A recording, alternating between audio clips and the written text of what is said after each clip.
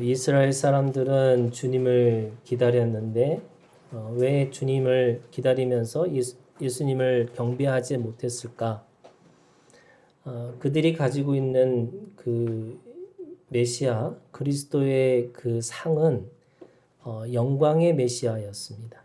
그러니까 로마로부터 정치적으로 해방을 맞이하고 그리고 이스라엘이 전 열방을 민족을 지배하는 그런 것들을 꿈꾸고 그 메시아, 그 그리스도를 기다린 거죠. 그렇기 때문에 그들은 메시아라고 하는 그리스도의 상이 어떤 상이었냐면 바로 로마의 황제의 상이었습니다. 어떻게 보면은 최고의 군사력, 그리고 최고의 지성, 그리고 최고의 아름다움을 가지고 있는 존재, 그 로마의 황제와 같은 메시아, 그 로마의 황제와 같은 힘을 가지고 능력을 가지고 있는 그런 그리스도를 기다리고 있었죠. 하지만 주님은 그들이 기대한 것처럼 그 로마의 황제 가이사처럼 우리 가운데 오시지 않았습니다. 주님을 찾기 위해서 세 가지 표적을 찾으라고 했죠. 그것이 베들레헴이었고 그리고 구유였고 아기였습니다. 베들레헴이라는 것은 작은 것이지만 그냥 작은 것이 아니고 하나님께서 약속하신 그런 약속의 땅이었습니다. 그리고 구유는 자신의 것을 취하고 자신의 것을 소유해야지만 되는 것이 아니라 끊임없이 내어줄 수 있는 공간이 구유입니다. 그리고 아기라고 하는 그 아기는 비록 연약하고 미약하고 그래서 누군가의 도움 없이는 하루도 살 수 없는 존재였지만 그 아기가 가지고 있는 생명력, 그죠? 그 생명력으로 말미암아 바로 그분이 메시아, 그분이 그리스도라고 이야기하고 있는 겁니다. 이 표적으로만이 우리에게 영원한 진리, 영원한 생명을 찾을 수 있다. 이렇게 말씀하고 계신 거죠. 그런데요, 이 표적을 어떻게 보면 표적이 중요하겠죠. 근데 이 표적을 따라서 주님을 찾아 경배한 사람들이 누구냐면 목자들입니다. 베들레헴을 찾았고 구유를 발견하고 아기 예수님께 경배했던 사람들, 그들이 목자들입니다. 그런 의미에서 주님은 현존하는 정치적인 해방을 넘어가지고 모든 죄로부터 영원한 자유를 주시기 위해서 오셨고 이 세상을 지배하려는 것이 아니라 더 깊은 심연의 그 생명의 문제들을 섬기고 구원하기 위해서 이 땅에 오셨습니다. 그 자유, 그 생명, 그 자유와 생명의 상징이 또 다른 상징이 바로 목자입니다. 목자와 양의 관계는 뗄래야 뗄 수 없는 그 불가분의 관계, 그것을 우리는 생명관계라고 얘기합니다. 하나님은 그의 백성들과 생명의 관계를 맺고 하나님이 원하시는 나라가 생명의 나라입니다.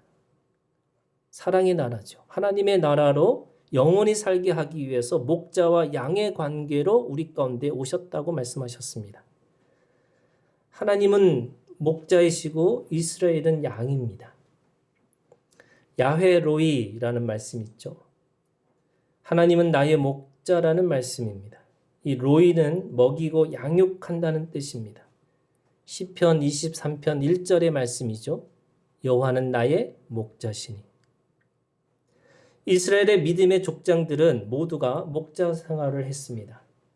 믿음의 조상 아브라함도 그 계대를 이은 이삭도 그리고 이스라엘 조상 야곱도 모두 목자였습니다. 시편 80편 1절에 요셉을 양떼같이 인도하시는 이스라엘의 목자여라고 하는 말씀이 있습니다. 하나님은 요셉의 목자가 되어 주셨다고 말씀하고 있는 거죠. 모세도 미디안 광야에서 40년 동안 목자 생활을 한 사람입니다. 이스라엘의 영원한 왕의 계대를 시작한 다윗, 그 다윗도 마찬가지였죠. 다스리는 왕의 권한을 사무엘하 5장 2절에서 하나님께서 그 왕의 언약을 주실 때도 하나님이 다윗에게 하나님의 나라를 약속하는 말씀 가운데 네가 내 백성 이스라엘의 목자가 되며 라고 말씀하셨습니다. 하나님은 이스라엘의 목자이고 이스라엘은 양입니다. 동시에 하나님의 사람도 위임된 목자이고 그에게 속한 사람들은 하나님으로부터 위탁받은 양들입니다. 그러니까 우리는 기본적으로 양이면서 동시에 위임받은 목자입니다.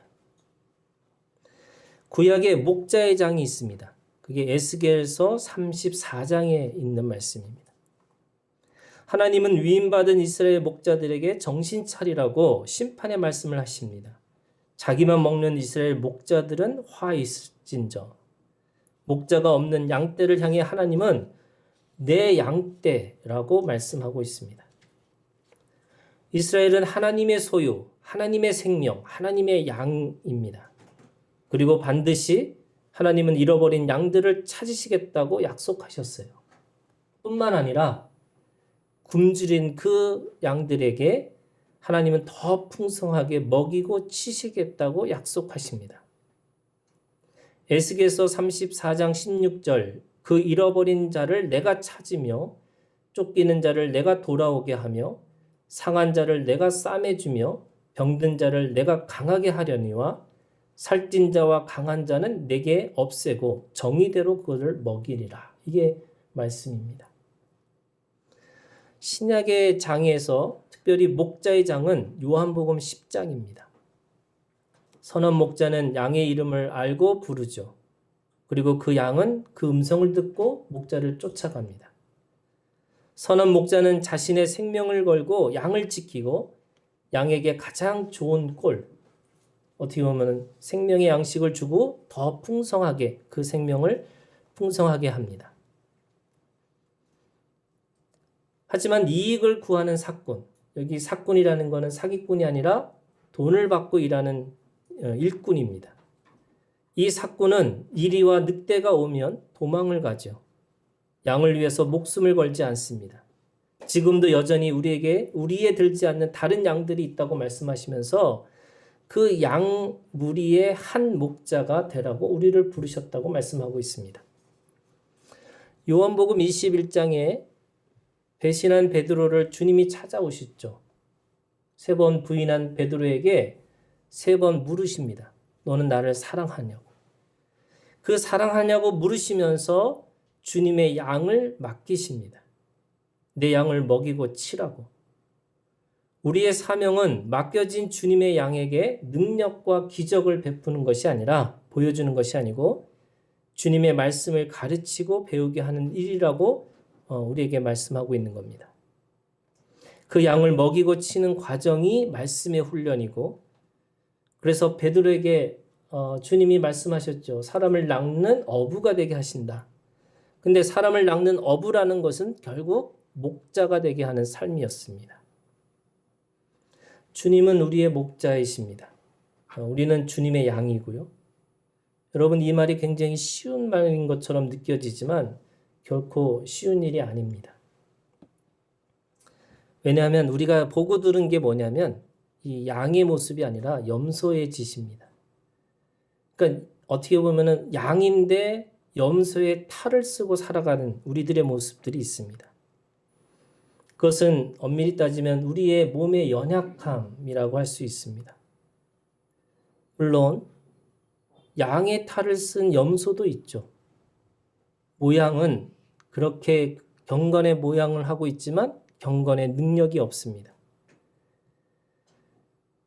어쩌면 하나님은 우리에게 가장 본질적으로 본능적으로 그 양의 모습으로 살라고 우리에게 말씀하고 있는 겁니다. 양은 주님의 음성을 듣고요. 그분을 앞서가지 않고요. 그분의 목자의 삶까지 우리는 닮아가고 따라가야 합니다. 그러면 오늘 주님이 오신 날, 이 누가복음 2장에 있는 이 말씀에 특별히 2장 8절에 보면 이렇게 시작합니다. 그 지역의 목자들이 밤에 밖에서 자기 양떼를 지키더니 그들은 그 소식을 듣고 오늘 본문의 말씀처럼 15절, 16절에 반응합니다. 이 이루어진 일을 보자 하고 빨리 가서 마리아와 요셉과 구유에 누인 아기를 찾습니다. 찾고 천사가 자기들에게 이 아기에 대해 말한 것을 전하는데 18절에 보세요. 듣는 자가 다 목자들이 그들에게 말한 것들을 놀랍게 여긴다. 이게 어떻게 보면 마리아에게만 전한 것이 아닙니다. 우리는 모르지만 또 다른 사람들이 그 안에 있었다는 겁니다. 그리고 20절, 듣고 본 그 모든 것으로 인하여 하나님께 영광을 돌리고 찬송하며 돌아갑니다. 오늘 목자들의 행동을 잘 살펴보면요, 아주 특이한 것을 우리가 알 수 있습니다. 이 세 가지 특이한 행동들이 있어요. 첫 번째는요, 이 증인들의 모범적인 행동을 이 목자들이 보여주고 있습니다. 우리가 증인은 직접 보고 들은 사람이 증인이죠. 주님의 마지막 명령이 뭐냐면 증인이 되라 이렇게 말씀하셨습니다. 그 증인이 되라고 하는 그 증인의 삶에 대해서 그 증인의 삶이 어떤 것인지를 이 목자들이 그대로 우리에게 보여주고 있습니다. 첫 번째 증인은요, 들은 사람들입니다. 주의 사자가 그들을 찾아가 복음, 기쁜 소식을 알려주고 그 소식을 듣습니다. 두 번째는요, 증인은 듣고 찾아가는 사람들입니다. 그들은 찾아갑니다. 그것이 사실인지, 그것이 무엇인지, 그것이 확실한지 알아봅니다. 확인을 위해서 직접 자신들이 움직입니다. 그리고 증인은 세 번째요, 듣고 찾고 뭐예요? 직접 본 사람들입니다. 찾아서 본 사람들이죠. 그들은 아기 예수를 직접 본 사람들이고, 더 정확하게 얘기하면 자신들이 가지고 있는 오감, 시각, 미각, 모든 것, 그들이 가지고 있는 후각까지 그들은 아기 예수님을 직접적으로 경험하고 본 사람들입니다. 그리고 증인은 듣고 찾고 보고 그것뿐만 아니라 다른 사람들에게 알려주는 사람입니다. 다른 사람들에게 그것을 말했다는 거예요. 증인은 그 자신의 오감으로 경험한 사실을 사람들에게 알려줄 사명이 있는 것처럼, 이 사실은 우리는 모르지만 그들은 굉장한 사명을 가지고 그 일을 하고 있다는 겁니다. 그리고 마지막으로 증인은 듣고 찾고 보고 알리고 그리고 하나님께 영광을 돌리고 찬송하는 사람이었습니다. 하나님께 영광의 찬송을 돌립니다. 이 모든 것들이 자신의 노력과 자신의 열심이 아니라는 사실을 증언합니다. 목자들은 이 증인의 모범의 단계들을 우리에게 잘 보여주고 있어요. 이게 어떻게 보면 아주 특이한 겁니다. 두 번째는요, 오늘 말씀에 보면은 16절에 이렇게 되어 있습니다. 빨리 가서. 그들의 결단의 행동이 있습니다. 빨리 가서 그거 빨리 해야 되겠다. 여러분, 그 당시에 목자는요, 가장 힘들고 천대받는 직업이었습니다. 왜 목자가 천대받는 직업이 됐을까? 사실은 가나안에 정착하면서 이 이스라엘 사람들의 그 어떻게 보면 삶의 형태가 목축업에서 농업으로 바뀝니다. 그래서 포도원들을 만들어서 어떻게 보면 가장 큰 부를 어떻게 보면 그걸 이루고 살아가는 사람들이 생긴 겁니다. 그러니까 누가 힘든 그 목축업을 하겠어요? 그냥 대부분의 사람들이 농업으로 전환을 하는 거죠. 농사가 더 큰 이익을 얻을 수 있기 때문에 사람들은 그 농사를 짓는 것으로 바뀝니다. 그리고 여러분, 농사를 짓는다는 게 어떤 의미도 있냐면 굉장히 시간의 여유를 가질 수 있는 직업이 농부입니다. 특별히 쉴 수 있다라고 하는 이 말이 무슨 뜻이냐면, 율법으로 얘기하면은 이 유대인들의 기준이 뭐냐면 할례와 안식일이에요. 그러니까 할례와 안식일, 특별히 안식일을 지킬 수 있는 사람들이 이 농부들이었습니다. 근데 목축업을 하는 사람, 어떻게 보면 이 목자들에게는요, 쉬는 시간이 있을 수가 없습니다. 지금 오늘 우리가 읽지는 않았지만 8절에 뭐라고 돼 있어요? 목자들이 밤에 밖에서 자기 양떼를 지키더니, 이게 어떻게 보면 양떼를 지킨다는 것은 밤낮이 없다는 거예요. 그리고 어떻게 보면 그들은 늘 들의 삶을 살아가는 거죠. 이들에게는 시간의 여유가 없습니다. 그러니까 어떻게 보면 안식일을 어기는 사람, 그 당시에 율법의 이 입장에서 보면은 이들은 결코 어떻게 보면은 이 하나님을 제대로 경배하지 않는 사람, 뭐 이렇게 취급을 받는 겁니다. 그래서 그들의 삶이라는 건 들의 삶이죠. 그 들의 삶이라는 건 늘 사방의 위협에 노출된 삶이었고, 한 곳에 계속 머물러서 살 수 없는 그런 나그네의 삶입니다. 그들은 그들의 취향과 또 그들의 안전을 위해서 살아가는 게 아니죠. 그들이 가지고 있는 모든 판단은 양에게 유익하느냐 아니냐입니다. 푸른 초장, 쉴만한 물가, 이것은 목자에게 푸른 초장과 쉴만한 물가가 아니라 어떻게 보면 양에게 필요한 푸른 초장과 쉴만한 물가입니다. 사망의 음침한 골짜기를 왜 다녀요? 그것은 그들의 취향과 그들의 체질이 아님에도 불구하고 그곳에 양 한 마리가 잃어버린 한 양이 그곳에 빠져 있기 때문에 목자는 그 사망의 음침한 골짜기를 갑니다. 하지만 오늘 생명의 양을 내버려 두고 그들이 아기 예수님을 찾아 달려간다는 거예요. 어떻게 보면 밤새도록 그 양떼가, 그 양이 귀하기 때문에 지키고 있었던 이 사람들이 갑자기 16절에 빨리 가서 어떻게 보면 양을 두는 거예요. 물론 뭐 양을 내버려 뒀다는 게 양을 버렸다는 뜻은 아니겠죠. 그런데 어떻게 조치를 했던 그들에게 평생에 그들이 가지고 있는 가장 큰 관심이 양인데도 불구하고 그들은 그것이 중요한 것이 아닌 것처럼 빨리 가서 그 예수님을 찾아가는 그들의 모습이 있습니다. 굉장히 즉시 온전히 기쁘게 자원하는 그 신앙의 모습, 그런 행동들이 그들에게 보여줍니다. 세 번째는요, 하나님께 영광을 돌리고 찬송하며 라는 그들의 믿음의 고백이 있었습니다. 이 모든 것을 거룩함으로 이해했다는 뜻입니다. 천사의 노래가 목자의 노래가 됐습니다. 그들이 보고 들은 경험을 하나님의 일로, 하나님의 영광으로 해석합니다. 사실은 그것이 귀한 일이고 신비한 체험이었지만 대부분의 사람들은 그것을 가지고 하나님께 영광과 찬송을 하지 못합니다. 천사의 말을 듣고 찾아가서 봤어요. 천사의 말을 전해준 것이 그 이야기의 전부입니다. 무슨 말이냐면 그 이후로 아무런 일도 벌어지지 않았습니다. 그분이 메시아라는 말도 없었고 그리스도라는 말도 없었습니다. 그리고 그들은 계속해서 그 일을 지키고 있었던 것도 아닙니다. 다시 돌아갑니다.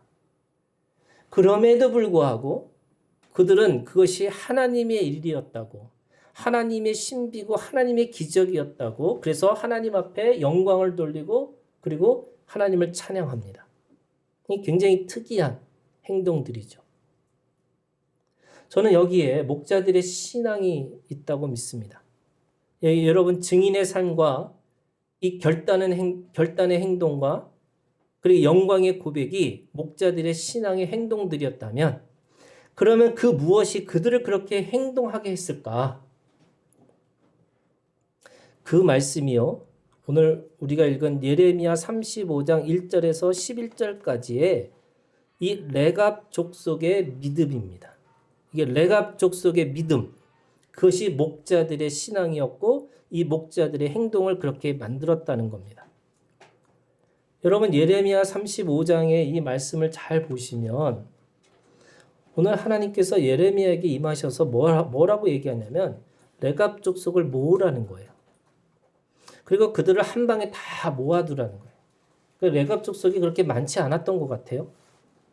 그리고 그 레갑 족속에게 뭐 하라고 그래요?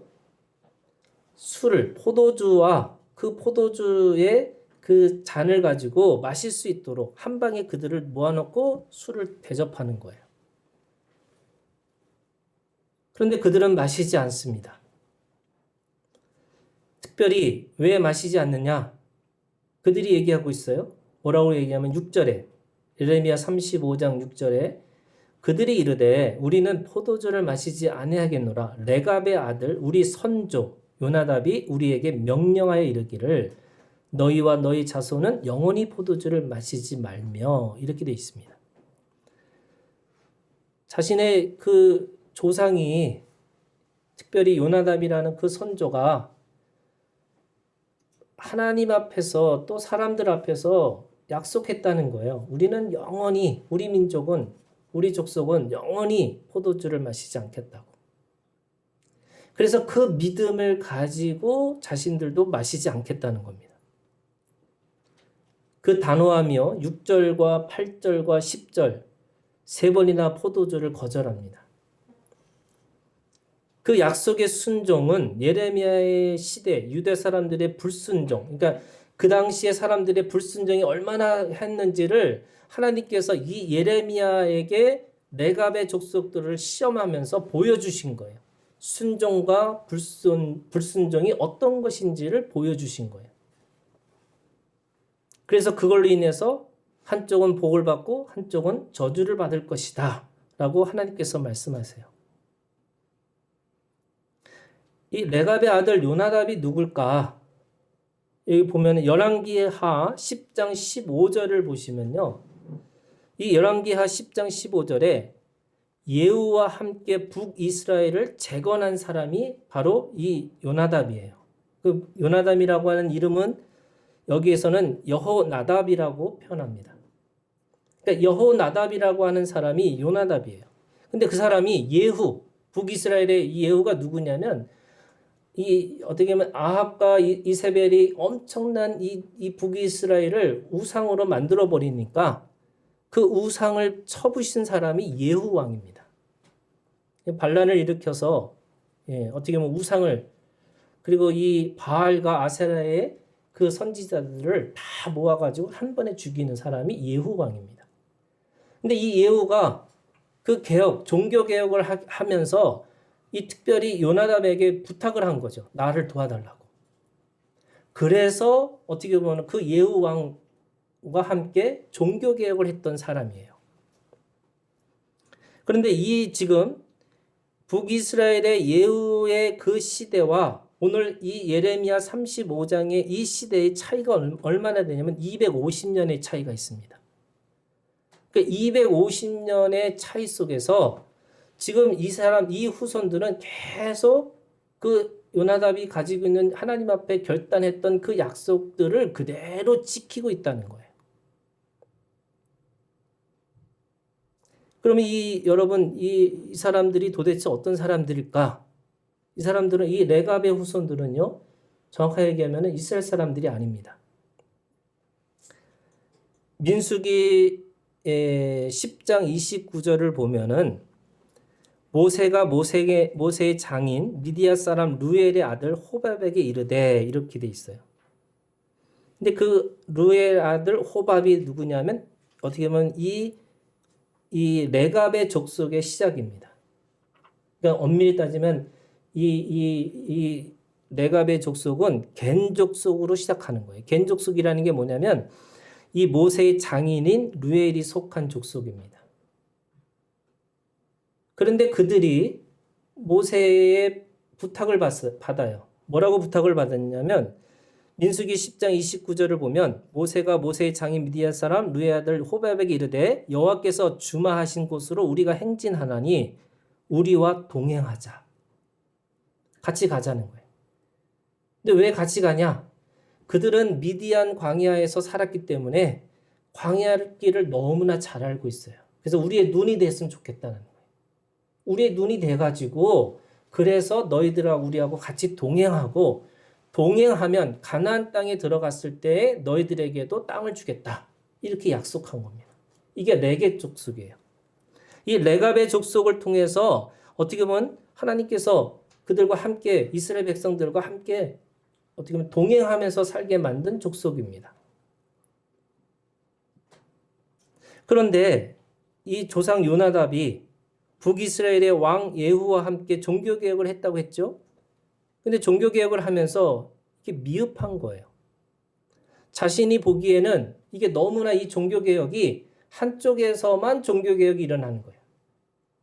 그래서 은근히 또 여전히 바알의 신앙을 믿고 있는, 그걸 또 방치하고 있는 그 예후를 보면서 자신이 어떻게 보면 스스로 누가 뭐라고 하지 않고 스스로 결단한 겁니다. 그 요나답의 3가지 약속을 후손들에게 남기는데 그 약속이 3가지예요. 첫 번째는 포도주를 마시지 않겠다. 두 번째는 내가 영원히 집을 짓지 않겠다. 그리고 3번째는 농사를 짓지 않겠다는 약속이에요. 이걸 요나답이 합니다. 그러니까 예후의 종교개혁이 미흡하다는 생각 때문에 나는 이렇게 살겠다. 그래서 예레미야 35장은 그 약속대로 살았다고 하는 것을 증명하고 있습니다. 그게 연도가 얼마나 된다고? 250년. 250년 전에 선조의 약속을 가지고 그 사람들은 그대로 지키고 250년 동안 산 거예요. 그걸 예레미야에게 하나님께서 그걸 시험해 보라고 얘기하시는 거예요. 그들은 그렇게 똑같이 3가지를 지키고 살았습니다. 그런데 달라진 게 있어요. 그 달라진 게 뭐냐면 11절입니다. 예레미야 35장 11절. 우리 예레미야 35장 11절을 다 같이 함께 읽을까요? 시작.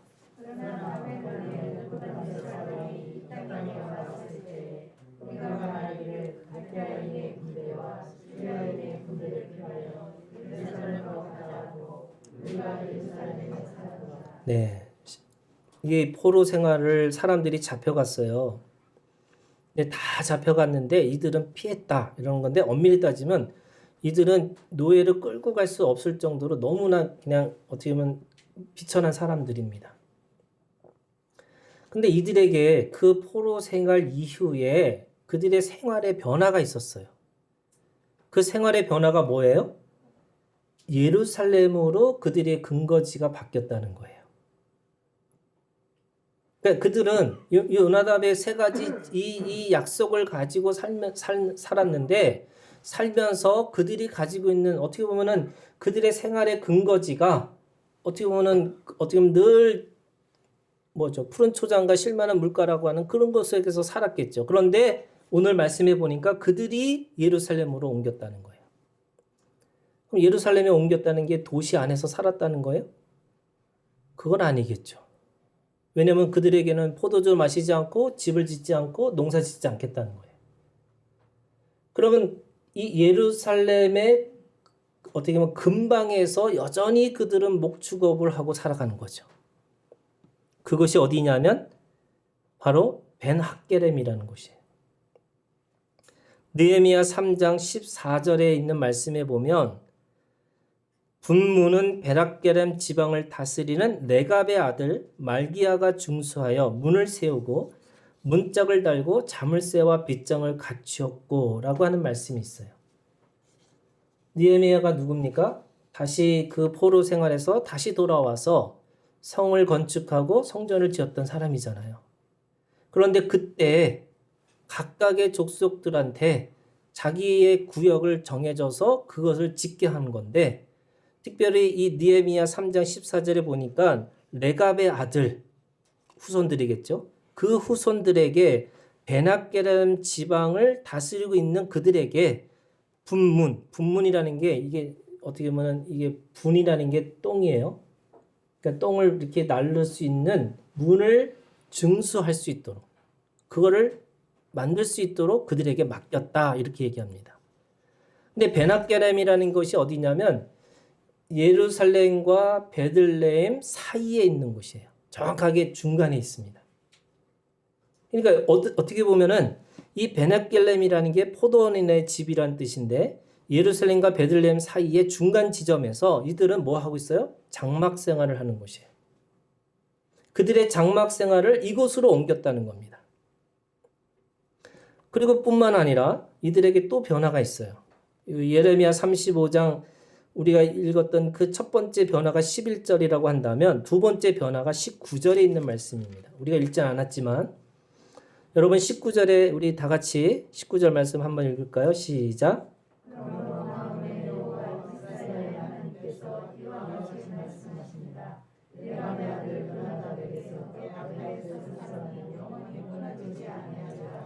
네. 그 순종을 보여준 레갑의 후손들에게 하나님께서 그들에게 또 다른 약속을 하세요. 그 약속이 뭐냐면 그 레갑의 아들 요나담에게서 내 앞에 설 사람. 이 내 앞에 설 사람이란 뜻이 원어로 가니까 나를 섬길 사람 이런 뜻이에요. 그러니까 나를 섬길 사람이 영원히 끊어지지 않겠다라고 이야기하고 있습니다. 그러니까 여러분 이게 영원성이라는 게 이게 어떻게 보면 영원히 하나님을 섬길 수 있는 사람들이 누굴까? 그것은 바로 이 예수 그리스도를 만나는 사람들이에요. 그러니까 어떻게 보면 그들에게 이 19절에 이 약속을 받았기 때문에 그들은 예수 그리스도, 어떻게 보면 메시아, 그들이 가지고 있는 그리스도를 기다리고 있었다는 거예요. 내 앞에 설 사람, 내 앞에 설 사람 영원히 끊어지지 않겠다라고 하는 이것이 그들에게 주신 하나님의 복이었습니다. 약속이죠. 이 사람들이 주님의 오심을 듣고 찾고 보고 소식을 전하고 하나님께 영광을 노래한 사람, 그들이 누구예요? 그 지역의 목자들입니다. 베들레헴과 예루살렘 그 사이에서 여전히 그 안에서 계속해서 목축업을 스스로 그 레갑의 후손들로서 그 약속을 계속 지켜내면서 기다리고 있었던 사람들, 그들이 그 목자들입니다. 레갑의 아들 요나답의 약속을 붙잡고 예레미야 그 말씀에서 있었던 사건이 시간이 250년이에요. 그리고 그 250년 이후에 또 다른 이 19절의 약속을 붙잡고 살았던 것이 거의 600년 이상입니다. 어떻게 보면 598년, 597년 그 당시에 있었던 사건들이에요. 그러니까 어떻게 보면은 이들은 850년 이상의 그 약속의 가문을 가지고 그들은 믿음을 지켜내고 주님의 첫 증인이 되었습니다. 그래서 첫 증인의 믿음의 약속이 포도주를 마시지 않고 집을 짓지 않고 농사를 짓지 않는 믿음이었어요. 여러분 이 세 가지에는 이 레갑의 아들 요나답의 신앙의 결단이 있습니다. 단순히 금욕적인 삶을 살겠다는 뜻이 아닙니다. 북이스라엘의 사람들의 우상을 믿는 삶에 대한 거절이고 거부였습니다. 풍요의 신으로 군림하던 바알과 아세라가 거하는 그 땅의 정신, 그 땅의 정신에 대한 거절이에요. 땅의 열매와 땅의 소산인 포도주를 거부합니다. 땅에 정착하는 집을 거절합니다. 땅에다가 쌓고 모아두는 농사를 거부합니다. 그러나 그 거부의 약속에는 믿음의 교훈들이 있는 거죠. 여러분 첫 번째, 포도주를 마시지 않겠다고 하는 약속은 항상 깨어있겠다는 믿음의 결단입니다. 포도주가 들의 사람들에게는 외로움을 견딜 수 있게 하는 위로이면서 추위를 이기게 할 수 있는 양식일 수 있습니다.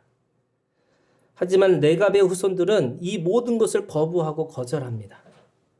영원히 하나님을 섬길 사람이 되기 위해서 깨어있겠다는 믿음입니다.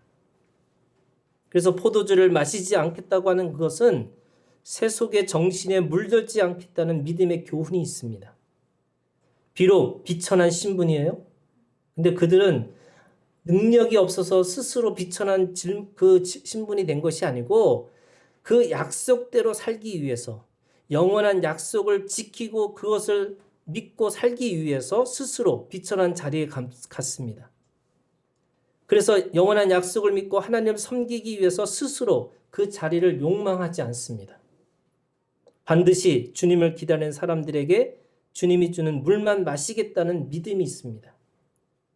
주님이 주는 물은 영원히 목마르지 않는다고 하는 그 믿음을 가지고 그들은 주님이 주신 물, 그것 이외에는 내가 마시지 않겠다는 어떻게 보면 믿음의 고백이 있는 거죠. 두 번째는 집을 짓지 않겠다고 약속하신 것은 그 장막 생활을 하겠다는 믿음의 결단입니다. 이곳에서 영원히 살 것처럼 준비하지 않습니다. 예수님은 인자가 머리 둘 곳이 없다고 하셨어요. 그러면 주님은 이 땅의 부와 명예를 추구하지 않고 하늘의 영광과 존귀로 사셨습니다. 그런 것처럼 언제든지 떠날 준비가 된 나그네의 인생입니다. 나그네는 한 곳에 머물지 않습니다. 나그네는 마음을 빼앗기지 않습니다. 나그네는 지금의 모습에 자기가 스스로 실망하지 않습니다. 나그네는 일어나서 오늘도 진리의 나라, 하나님의 나라를 위해서 걸어가는 거죠.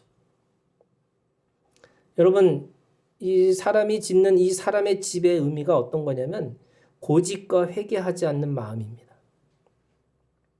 이 마음을 품지 않겠다고 하는 믿음의 교훈이 그 안에 있습니다. 고집은 닫힌 마음이에요. 자신의 생각과 자신의 입장을 가지고 변하지 않습니다. 하지만 장막 생활은 언제든지 주님 안에서 자유합니다. 우리가 생각할 때 약속을 지키고 있는 어떻게 이 레갑의 후손들이 고집 있게 보일 수 있습니다. 근데 여러분 생각해 보세요. 우리가 하루에도 수십 가지, 수백 가지, 수천 가지의 생각을 하고 살아가는 사람들입니다. 근데 이들은 세 가지 생각밖에 안 해요. 포도주 마시지 않고, 집을 짓지 않고, 농사 짓지 않겠다. 여러분, 이들이 얼마나 더 자유합니까? 사람들은 세상에서 말하는 자유는 자기가 하지 못한 것에 대한 계속 그 억압에 대한 것을 벗어나려고 하는 것이 자유라고 착각하는데, 우리가 가지고 있는 자유는요, 한 가지 예수 그리스도만 아는 겁니다. 이 레갑의 후손 세 가지만 알고 살아가는 겁니다. 이게 자유입니다. 우리가 자꾸 많은 수만 가지 살아가는 사람들에게 뭐 하냐면 계속 매이고 또 매여서 아무것도 할 수 없는 그런 어떻게 보면 어리석은 삶으로 살아가는 거죠. 그들은 들에서 자유합니다. 그들에게는요, 거침이 없습니다. 그들은 누구도 부럽지 않습니다. 고집과 회개하지 않는 마음을 버리고 사는 사람들은 땅에 집을 짓고 살지 않는 사람들이죠. 세 번째는요, 농사를 짓지 않겠다고 하는 약속은 양과 생명관계로 살겠다는 믿음의 결단입니다. 사람들은 풍요와 부를 추구하다가 세상의 노예가 되었습니다. 그래서 하나님을 이용하죠. 진리를 이용합니다. 진리를 추구하고 하나님을 추구하고 사는 게 아니고 하나님을 이용하고 진리를 이용하고 살아갑니다. 그래서 하나님조차도 자신의 욕망을 채우려고 하는 거죠. 여러분, 하나님이 자판기예요. 돈을 내고 자신의 꿈을 사려고 합니다. 하나님이 로또입니다. 하나님에 대해서 관심이 없고 오직 그 능력과 결과에만 관심이 있습니다. 이 농사를 짓지 않겠다고 하는 것은 주님은 우리와 생명관계를 맺기 위해 원하신다는 믿음의 교훈이 있습니다. 이익을 계산하고 나에게 필요한 것만 취하는 것이 그 목자의 삶이 아니죠. 목자와 양의 관계는 절대로 이익관계가 아니고 생명관계입니다. 서로를 인격적으로 대화하고 자유의지를 통해서 사랑하기를 원하고 계십니다. 여러분, 약속의 시험이 있죠. 저는 이 레갑의 후손들처럼 우리도 각각의 자신만이 하나님 앞에 하는 약속들이 있을 거라고 믿습니다. 제가 공부를 다 하고 미국에서 공부하고 나서 내가 왜 이 공부를 했을까를 제가 생각해 봤는데 이거는 누구를 이기기 위해서 내가 공부한 게 아닌 거다. 그래서 제가 스스로 결심을 했어요. 어떻게 하냐면 절대로 이력서 써가지고 교회로 들어가지 않겠다. 그래서 이 마음을 딱 갖고 제 친구 목사님한테 얘기했더니 저한테 그러더라고요. 그런 교회는 없다고. 누가 이렇게 와서 장로님들이 와가지고 제발 우리 교회 좀 와주세요. 그런 교회 없다고. 다 이력서 쓰고 들어가는 거라고. 그래서 제가 개척을 했죠. 레갑의 후손 이 요나담이 어떻게 보면은 그 당시에 그렇게 약속하고 자신의 후손들에게 그렇게 약속한 걸 지키고 살라고 하셨어요. 그래서 그걸 통해서 첫 번째 예수 그리스도를 경배하는 증인이 되었고 또 예수 그리스도를 경배하는 그 목자들이 되었습니다. 저는 각각 사람마다 자신에게 하나님께서 주시는 믿음의 결단들이 있을 거라고 생각해요. 여러분, 그 결단이 믿음의 계대가 되어지기를 주님의 이름으로 축원합니다. 그 결단이 여러분 믿음의 계통이 되어서 그것이 하나님 앞에 그 하나님의 나라에 어떻게 보면 증인의 삶으로 살아가기를 주님의 이름으로 축원합니다. 뭐예요? 약속대로, 말씀대로, 사명대로 하나님의 성품에 기대서 하나님의 약속을 기다리는 믿음입니다. 오늘 그 지역 예루살렘과 베들레헴 사이의 약속을 그대로 지키고 있었던 그 목자들의 믿음을 가지고 오늘 우리도 주님 앞에 주님이 다시 오실 것을 기다립니다. 하나교회 지체들도 이 목자들의 신앙, 믿음의 가문을 만들어가는 성도들이 되시기를 주님의 이름으로 축복합니다. 주님 앞에 설 사람, 그죠? 약속을 받아서 영원히 끊어지지 않는 그 믿음의 계대, 믿음의 가문, 여러분 믿음의 가문을 만들어가는 우리 하나교회 성도들이 되시기를 주님의 이름으로 축복합니다. 기도하겠습니다.